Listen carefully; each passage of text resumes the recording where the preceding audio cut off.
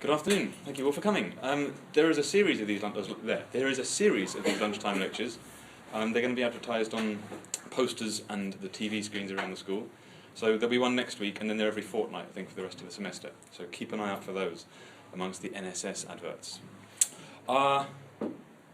Yes, I think I can start now. All right. So there is an argument that the title is wrong. It should say, "Be true to whom you are," but the poster's up, so it isn't that. And you still came. Okay, I confess that this is based on a book chapter that I've written, which is called Unpopular Music Making and Eudaimonism. So I'm going to read a couple of things that I wrote in the book because it's better than I could make it up on the spot. Most of it I will not be reading from there. Hello! Okay, so these are some words that I think are not uncommon to us as musicians. We like to think about integrity, authenticity, honesty, sincerity, things like keeping it real. I was in an Irish band for a while and we used to talk about keeping it real because it's like a dance, so it's funny as well. And you talk about being true to the music. If we're going to be authentic or honest or sincere, what are we being authentic about? It could be the music. Bob Dylan, only last week, in an interview in The Independent, said this. I'm not going to do his voice, but I will read it. Unless you believe the song and have lived it, there's little sense in performing it. You sing Autumn Leaves, he was talking about, and you have to know something about love and loss and feel it just as much. Or there's no point in doing it. It's too deep a song. So I think we probably all get something about this. You want to be integral, authentic in what we're doing. There's never been this many people before, so apologies for having everyone standing up now.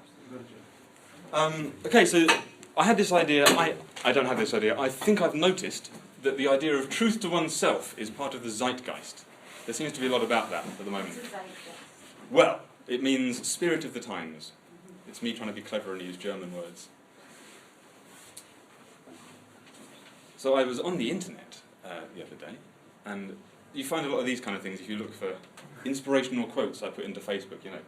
And there's always, they're usually misattributed, you know. I don't know whether Abraham Lincoln said this or not.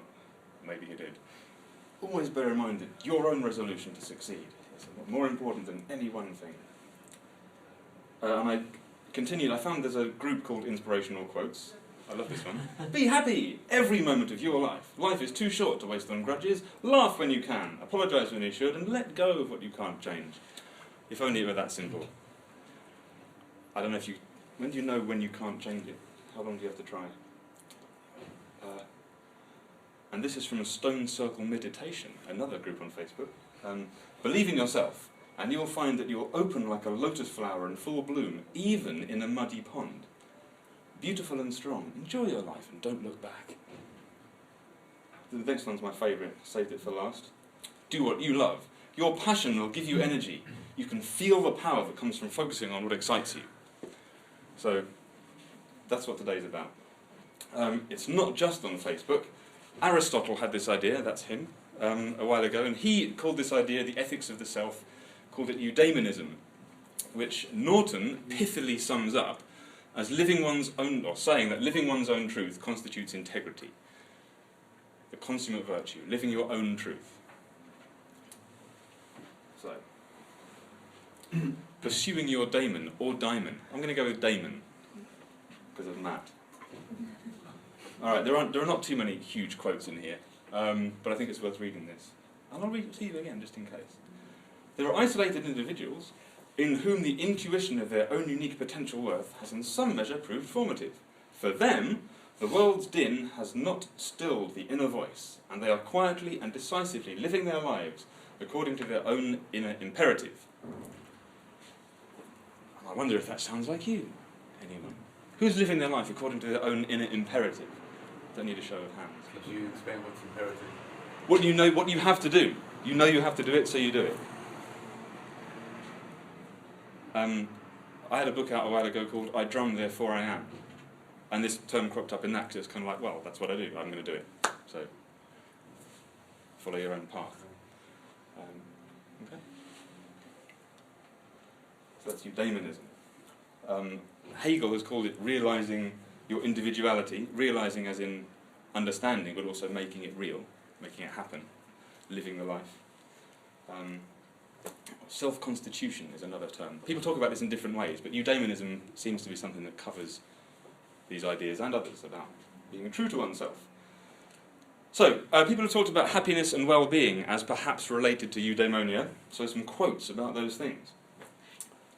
Waterman, who writes a lot about identity, talks about two conceptions of happiness. Eudaimonia is feelings of personal expressiveness, which he separates from hedonic enjoyment.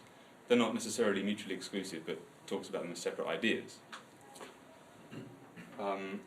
Ryan et al. Say that the hedonic approach defines well-being as happiness, whereas the concept of eudaimonia is generally defined as living a complete life, the realization of your valued human potential. So, right. And these people sum it up even better, bring it all together. Hedonic well-being is more related to feeling relaxed, happy and without problems, like the little guy on Facebook a minute ago. Whereas eudaimonic well-being is related to feeling challenged and to activities that offer the opportunity for personal growth and development. So, it's not an easy life necessarily, but it's a fulfilling one. Pursuing your daemon. So, it's a feeling and a condition. Signals that what you're doing is in harmony with your daemon. So you have to do things that are true to yourself. That's being eudaimonic. If anyone's ever done that, you are being eudaimonic. And it's related to ideas such as play. It's the whole concept around what play could mean. Huizinga, who may not be pronounced that way, talks about it. And I called it identity realization, which is subtly different and not nearly as clever as eudaimonia. So this is based on a very small study I did for that book chapter I mentioned, in which I interviewed 11 musicians to come in, all of whom are personally known to me, and I thought they were good, basically. I thought they were good musicians, and none of them earns a substantial portion of their income from making music. So they're musicians, but they're not, you may call them, say they're not professional musicians, which may come as insulting, or you might say they were semi-professional, or whatever. So this was part of the study was to try and find out how they might describe themselves. What do we call that? And eudaimonia came into that, or framed the discussion. For those of you watching this on YouTube, there was a man rebuilding the room in a positive way. Hello, sorry there weren't enough chairs.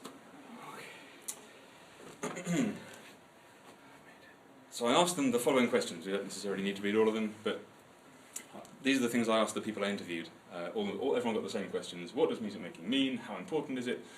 I put the word leisure in here because it was going to this handbook about music and leisure, music making and leisure. So I wanted to ask them, did they think of it as leisure? Because the idea of that book actually is to kind of reconceptualize leisure as a really positive thing. It's not necessarily a bad thing to be a leisure time musician. It can be a very serious thing to do. There's a whole history. Kaplan and Weber and various people have talked about leisure as an aspirational ideal. Maybe it's just watching TV, or maybe it's something more meaningful. So these are what I asked everybody. And I grouped the headings. Whoops, no I didn't. I grouped the findings under some headings. Which are these? And they title the next 4 slides.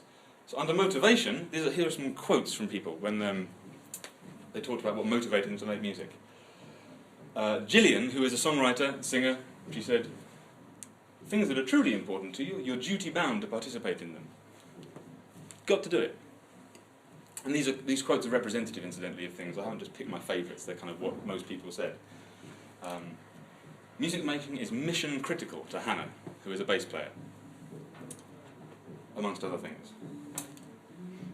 Steve said that music defines me. Him. Scratches an itch. I feel happier when I'm doing it. More complete, Alex, who's a guitarist. And John, sort of slightly mystically said, you don't pick it, it picks you. And for him, it wasn't fun. Rarely found music to be fun. But he's compelled to do it anyway. It makes him do it. So, I asked him about making music.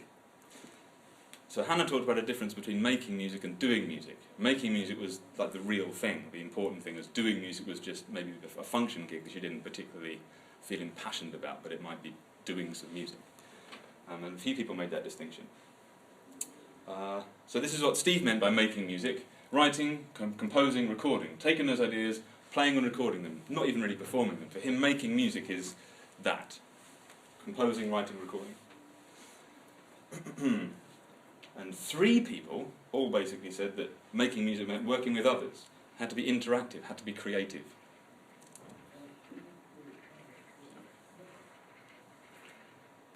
And Ben said that it means getting in a room with other people, looking for a spark, taking whatever inspires you and running with it. That's what making music is to him. He's a drummer, incidentally. So, to sum up, making music was where the daemon, the truth of the self, was found. That's where their true self was. Had to do it. So a little bit about making time for making music. We were going to call the book Making Time for Making Music, so I snuck this in as a kind of note to the publisher. That would have been a great title. There's no need to do that. Anyway, outside of relationships with people, life is the stuff you do to have the money to do what you want to do, which is music. So for him, it was all about relationships and music. Something I don't think I can get away from anymore. If you love making music, you have to fit it in there. Gillian is mostly a full-time mother at the moment, but definitely has to make time for music. You can't just stop it. Steve says, I go to bed thinking about music, wake up thinking about it, in the car, on the way to work, in the shower, between guitar lessons, keeping fit. So there you go. Gavin says, there's no time when I'm not creating. My girlfriend thinks it's more important to me than her. Perhaps she's right. So it might start to sound a little bit unhealthy in some cases, you know, I don't know. John, again cynically, says he's trying not to let making music be the only thing. Try not to let it take over, since you can't create in a vacuum. You've got to do some other stuff apart from just obsessively make music, even if that's the only reason we're really here. So, final page of quotes. When I ask people, to what extent is it leisure, what you're doing? And we usually have a discussion about it. So I think I said, going back to the questions, I think I asked people how they felt about terms like professional, semi-professional, hobbyist. How do they feel it is? Where does the music sit? And for Gillian, it was calling it a hobby was too flippant. It's not her job. She doesn't usually get any money out of it, but it's more important than that. And Adele said, I do music now for fun. And she's very happy to call it a hobby. She's glad it's a hobby. She's relieved of all the kind of obligations of having to do it professionally. And Steve said his conduct is professional. It's very good, takes it very seriously, conducts himself in a professional manner.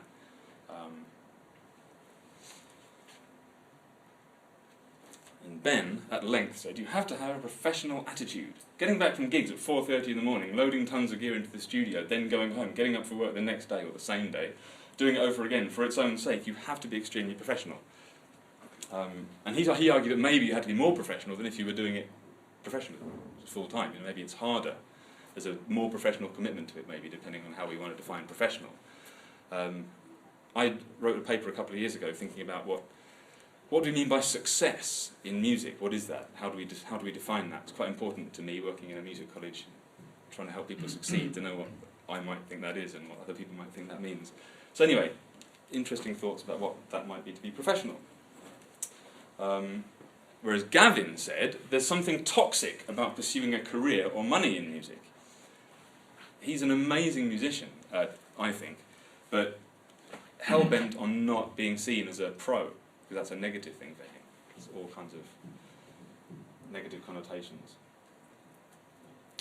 There's an extent to which I'm sure people were playing to the fact they were being interviewed for something they knew was going to be in a book, so maybe people are kind of overstating the point, I don't know, but still they said these things, and I find it very interesting. Okay, there seem to be lots of quotes. Earlier on I said there wouldn't be many, there seem to be quite a few actually. So this is, Robert Stebbins is an interesting guy. He's in a field called leisure studies. He writes about leisure. That's been his entire career is writing about leisure. So he talks about serious leisure. That's a concept of his. He has a whole principle called the serious leisure principle. And there are books about this. And he talks about devotee work as well. So the second half of it here, he says, while serious leisure is experienced in free time, In devotee work, the sense of achievement is high, and the core activity endowed with such intense appeal that the line between work and leisure is virtually erased. And that was a sense I got from all these people, was that it's not really work, and it's not really leisure, and it's definitely not a hobby, and there might not be any money in it, and it was somewhere between. It's almost like we don't quite have the vocabulary, colloquially, to say what it is. It's really important to what I am, to who I am and what I do. So maybe eudaimonia is the thing. Perhaps. So Gillian, I thought, summed it up quite nicely when she said, "It's not leisure and it's not my job. It's something I feel I must engage in to express myself as a human being. It's that important." Okay, there he is again, to remind us that living one's own truth constitutes integrity, the consummate virtue. Live your own truth. It's not the only person to have said this. So I suggest that there may be an irony in this, which I'm going to read because it's better written than I would say it off the top of my head. There's an irony, perhaps, in that through pursuing non-commercial and non-mainstream success on their own terms, musicians in fact exemplify the market discipline that now regulates all aspects of social life and the regressive economic rationality that drives it and sacrifices the public good, values and social responsibility to a tawdry consumerist dream. A consumerist dream in which consumption is of the ideal fulfilling lifestyle to which we feel an unassailable sense of entitlement. I never know if I'm making sense when I read things out loud. But the idea that by subscribing to doing things on your own terms in your own time and kind of not doing music commercially, you're actually buying into the very individualistic kind of right-wing neoliberal ideology that you're trying to avoid by not doing it professionally, in quotes. So Ernst Bloch suggests that what these musicians actually exemplify is the swindle of fulfillment. So they're being sold something, and it's a swindle. It's not really fulfillment. It looks like fulfillment, but it isn't. But I forgot to read what he thinks is fulfillment for episode 2. All right, there are just tons of quotes. I admit there are loads. So this is the idea about kind of another aspect of our zeitgeist, if you will. This idea of kind of marketplace. Humanity has become an object. The criteria for having a meaningful life, which, by the way, used to involve such things as leisure. That was a real thing. The criteria now for having a meaningful life are not constituted by existential values, Aristotelian purposes, modelled after the virtues of our vocations, striving after happiness, but they are evaluated on the marketplace, an idea that we're only worth what we can sell. Everyone's an entrepreneur, aren't they, these days? You've got to have your product and sell it. Everyone's a brand. It's not a bad thing necessarily, but it's a different thing from existential values, perhaps. So in our times, we do not speak of labourers or even personnel, but of human resources that have to be managed like tools. In a society like ours, we recognise this inhumanisation and we try to escape it. So, and this is the important point here, we use work not to produce, but to regain our humanity. So perhaps there's a sense that people they're working in their leisure, free time, but also professionally, in order to regain humanity. But then Ernst Bloch thinks that actually that's a swindle and they're not doing that at all. Who knows? So, very briefly, there is a tension, I suggest, that musicians living eudaimonically appear on the one hand to be pursuing just the kind of individual ends... Sorry, let me start that again. Musicians living eudaimonically appear on the one hand to be pursuing just the kind of individualistic ends reified by the neoliberal ideology that has for decades pervaded contemporary Western societies to the point of invisible normativity. And then my PDF has stopped working. Oh, we're just going to get to the irony. Are we? No. Oh well. It's what I said a minute ago. And now it's crashed completely. Brilliant. So in one way, people are conforming to the neoliberal ideology, and in other ways breaking away from it at the same time through pursuing non-monetary ends through their art, through being true to themselves. Okay, so Eudaimonism then can be viewed as a double-sided coin, providing simultaneously acceptance into this exclusive ideological system and freedom from that dehumanising structure. which contradicts Aristotle's definition of eudaimonia, note, not eudaimonism, as the fulfillment of one's deepest nature in harmony with the collective welfare. This is the important point. For Aristotle, eudaimonia was about fulfillment of one's own deepest nature in harmony with the collective welfare, whereas maybe it's a different thing. Perhaps, and I'm asking everybody else, to what extent is or was Aristotle's eudaimonism or eudaimonia achievable? Can you do that? Can you pursue your own thing and also everybody else's at the same time? Are they mutually exclusive or a bit of each? So, I humbly thank you and seek some questions, if there are any. I'm going to put the light on as well. Thank you, Gareth. Very good.